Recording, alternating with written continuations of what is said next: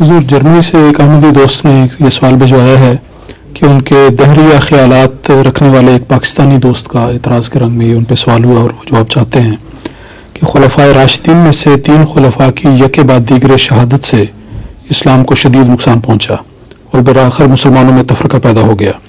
یہ سب خلفاء اپنے اپنے وقت میں خدا کے واحد نمائندہ تھے. سوال یہ ہے کہ اللہ تعالیٰ نے کیوں ان 3 خلفاء کو اس طرح دشمنوں کے ہاتھوں شہید ہونے سے محفوظ نہ رکھا؟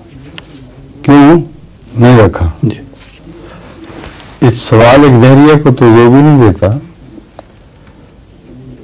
اور پھر اگر یہ دہریہ خلفاء راشدین کی شہادت کو نہیں سمجھ سکتا تو وہ جو روزمرہ کا دنیا کا قانون ہے کہ ہر عمل کی ایک پیدائش ہوا کرتی ہے، اس کو تو سمجھتا ہے کہ نہیں؟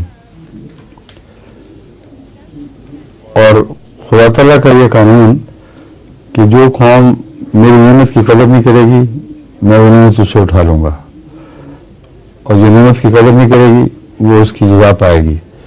یہ وہی عمل ہے جو ایک دہریہ کو عام سمجھ آنا چاہیے. تو جو اپنی عام عقل سے دنیا کے قانون کا جائزہ لیتے ہوئے نتیجہ خود نکالتا ہے، اور قرآن کریم خدا تعالیٰ کے تعلق میں اس کی تصدیق فرماتا ہے، اس کو خدا کے خلاف کیسے استعمال کر سکتا ہے؟ یہ استدلال ہے بالکل لغو اور کھوکھلا اور بےمانی ہے.